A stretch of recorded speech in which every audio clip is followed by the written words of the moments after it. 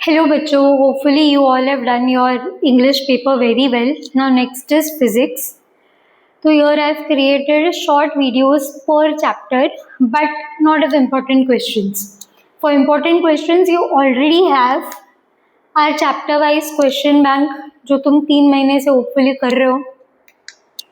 Derivation only PPT is also there with the stories and diagrams. तो जो लोग सिर्फ डेरिवेशन ज़्यादा करने वाले हैं वो गो थ्रू कर लेना. And numerical only PPT you can practice again. अभी रिसेंटली हमने सारे बोर्ड न्यूमेरिकल्स वापस 2 दिन में सॉल्व किए हुए थे. इसमें तुमको कुछ भी इम्पोर्टेंट नहीं दिखेगा. What you will have is unexpected questions chapter wise, क्योंकि अभी रिसेंट ट्रेंड के हिसाब से 3-4 साल से ऐसे कुछ भी क्वेश्चन पूछ रहे. तो once you have completed revising the entire chapter, go through this chapter wise videos. Let us start with chapter 1 that is rotational dynamics. सारे क्वांटिटीज जो है सर्कुलर मोशन के, linear and angular, linear displacement, velocity, acceleration, angular के भी यही 3, उनके directions और फॉर्मूले वो मस्त वाला टेबल बना के रखा है हमने. You go through that. ये जो है अल्फा का formula, angular acceleration, tangential acceleration, centripetal acceleration, यही तीनों में तुम गड़बड़ करते हो. तीनों का फॉर्मूला डायरेक्शन अच्छे से देखना. ये कंडीशन भी कि ओमेगा एंड अल्फा मोस्टली दोनों क्लॉकवाइज रहता है या तो दोनों एंटी क्लॉकवाइज रहेगा, which is determined using right hand thumb rule. But अगर तुम्हारा एंगुलर स्पीड इंक्रीज हो रहा है तो अल्फा सेम डायरेक्शन में होगा, and if omega is decreasing both are opposite. वो अच्छे से गो थ्रू कर लेना. डिस्टिंग्विश बिटवीन, तुम डायरेक्टली ये चैप्टर HCM से, हॉरिजॉन्टल सर्कुलर मोशन से स्टार्ट करते हो. जो पहला एप्लीकेशन है, व्हीकल ऑन एन अनबैंक्ड या plane horizontal road, you tend to skip these two distinguish. ठीक है, तो ये अच्छे से देख कर जाना. तुम्हारे पास ये लिखा हुआ तो है ही, go through that. Angle of banking by default, अगर सिर्फ एंगल ऑफ बैंकिंग पूछा है यू विल निग्लेक्ट फ्रिक्शन. अगर बोला है कंसिडरिंग फ्रिक्शन डिराइव अपर या lower limit, then only you will include frictional force in your free body diagram. Question कभी ऐसे भी पूछ सकते हैं कि determine the angle to be made with vertical by a two wheeler rider. Angle of banking is with respect to horizontal, with respect to vertical बोला है तो मतलब वही है, जितना रास्ता उठता है उतना ही तुम्हारा राइडर शिफ्ट होता है. तो his inclination with vertical is same as horizontal angle of banking. तो क्वेश्चन अलग तरीके से पूछा है, सोल्यूशन तो सेम ही है.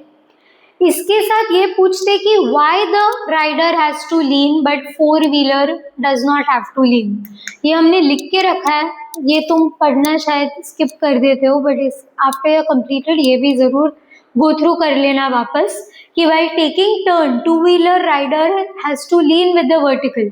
व्हाई, क्यों उसको लीन करना पड़ता है? Because two wheeler has a tendency to topple, क्योंकि उसका CG बैलेंस्ड नहीं होता है because of centrifugal couple. How much does it have to lean, कितना लीन करना पड़ता है? जो हमने इक्वेशन डिराइव किया थीटा का, क्या था वो? tan inverse of v² upon rg. And why leaning is not necessary for four wheeler, क्योंकि four wheelers have a less tendency to topple, their weight is more uniformly distributed. तो ये जरूर करके जाना. कोनिकल पेंडुलम में formula for kinetic energy and potential energy of conical pendulum, ये numerical हमने वापस प्रैक्टिस भी किया था. Still you have a chance to forget. Kinetic energy बचपन का formula 12mv².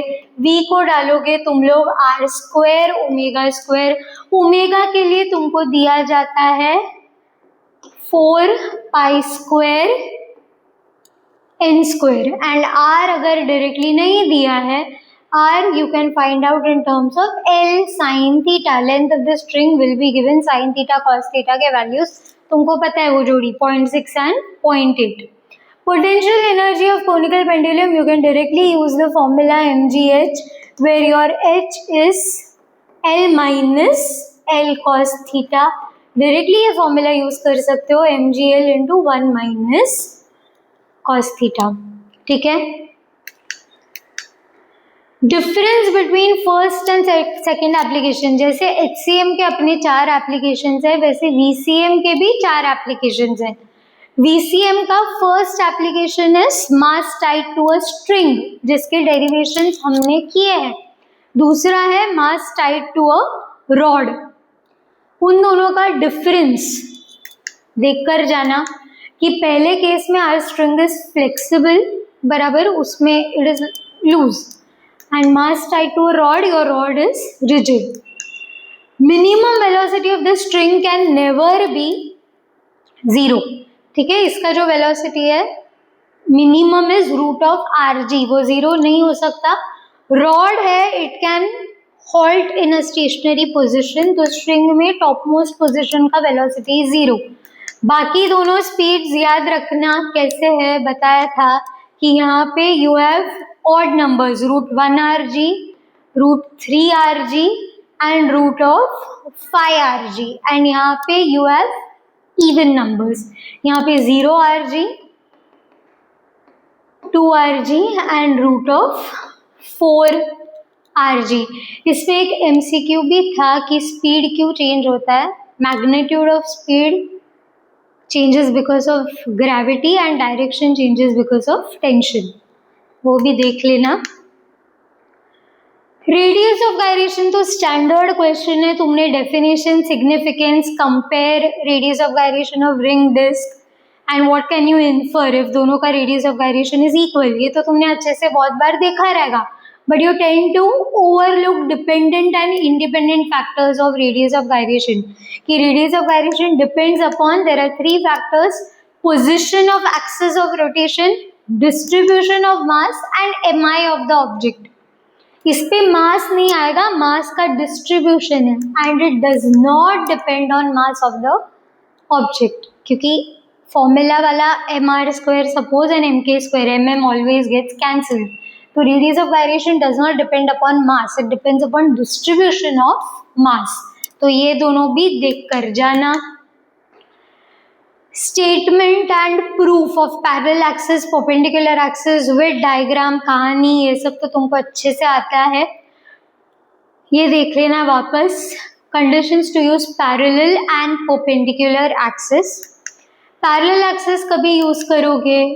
2 parallel axis and one of the axis should pass through the object center of mass and the object should be rigid, it should not be flexible. Perpendicular के लिए you need 3 mutually perpendicular axis. All the axis should be concurrent, मतलब they should have a common origin and the object should be laminar. This is also an MCQ कि perpendicular axis theorem is applicable to which type of object. तो कौन सा type था वो? laminar, sheet जैसा. And also perpendicular axis theorem, iz is ix plus iy, ix is iy plus iz. वो formula को rearrange नहीं करना है. mi about one axis is equal to summation of mi about other 2 mutually perpendicular axis. उसको rearrange करके minus and all मत करना. Explain any one illustration. Law of conservation of momentum भी 4 मार्क्स का अच्छे से तुमको क्वेश्चन प्रिपेयर्ड रहेगा कि उसका स्टेटमेंट, उसका proof and explain any one illustration. But illustration explain करते टाइम जो मेन मैथमेटिकल इक्वेशन है तुम वो लिखते ही नहीं हो कि what is the statement of conservation of momentum, that angular momentum of a system remains constant. तो L का फॉर्मूला क्या है? I ओमेगा इज कांस्टेंट, जिससे अपने को मिलता है I is inversely proportional to angular speed. तो वो तुम्हारे आंसर में आना चाहिए कि I omega is inversely proportional and then you explain कि वैलिड आंसर हाथ खोलते हैं तो mi बढ़ता है, स्पीड कम होता है एंड सो ऑन. ये तो तुम्हारे पास लिखा हुआ है. ये इक्वेशन लिखने को मत भूलना. रिपीटेड थिंग्स जो हमेशा तुम लास्ट तक गड़बड़ करते ही आ रहे हो MI सारे ऑब्जेक्ट्स का फॉर्मूला वो 8 के अलावा भी तुमको रेक्टेंगुलर, ब्लॉक, हॉलो कोन, सॉलिड कोन, 11 ऑब्जेक्ट्स का इनर्शिया तो देखना ही है।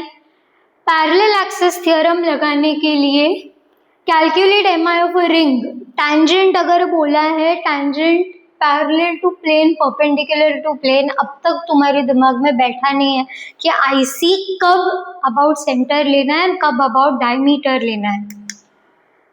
So first case parallel to the plane, this is the plane of the ring.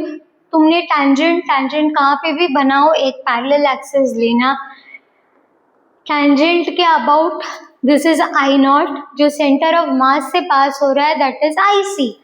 Parallel axis theorem कहता है I0 is IC plus MH square. यहाँ पे IC this is not passing through the centre, it is passing through diameter, क्योंकि ये है centre, वो है diameter. MI about diameter क्या है, MR square by 2 for a ring plus H is distance between the two axis, MR square, तो ये बन जाएगा 3/2 MR स्क्वायर। तो अगर प्लेन में है IC is always diameter and if the tangent is perpendicular to the plane, तो वापस ये I0 बनेगा, ये IC बनेगा। I0 is again IC plus MH square. यहाँ पे IC क्या है, it is MR square about centre plus MR square, ये क्या हो गया 2MR स्क्वायर। होपफुली अभी गूफ अप मत करना। नेक्स्ट इज वो लास्ट का अपना टेबल, ठीक है।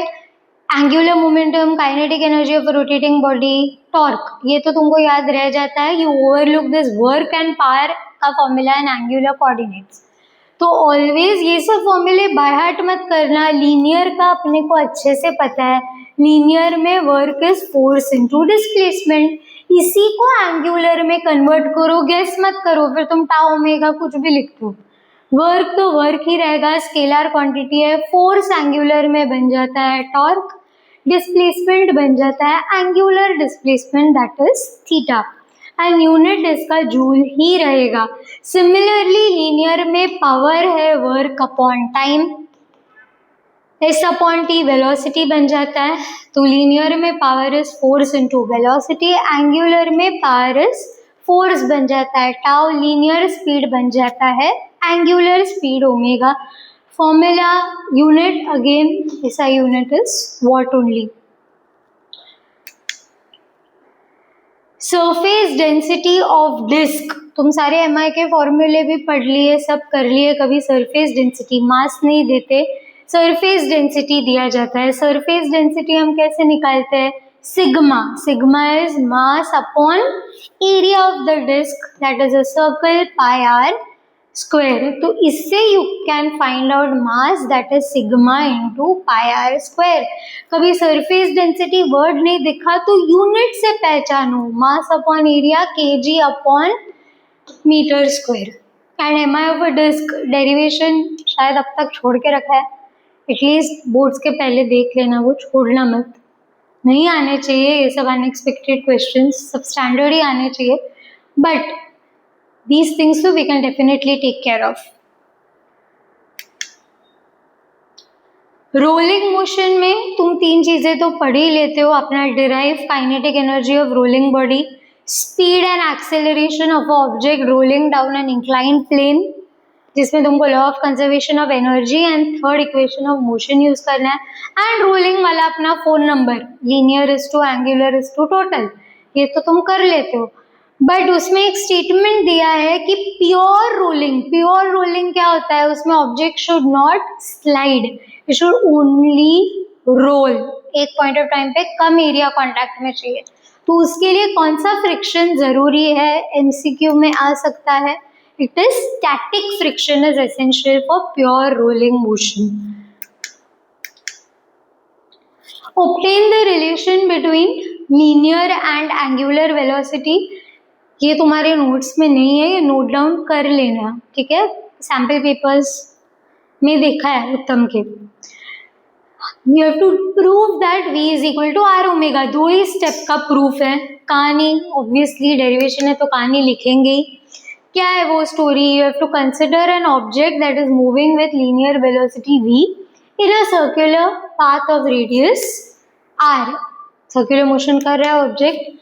Delta s, ds is the small distance moved by the object in time, छोटू सा टाइम डेल्टा t.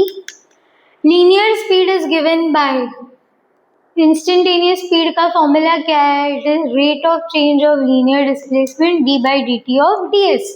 ये तुम जानते हो.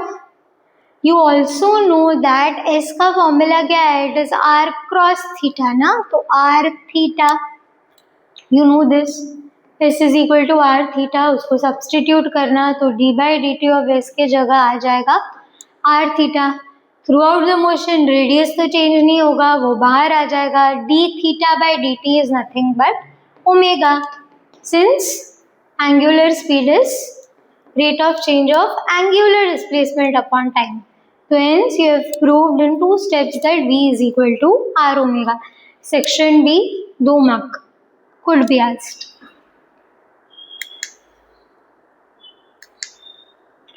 This is it for chapter 1.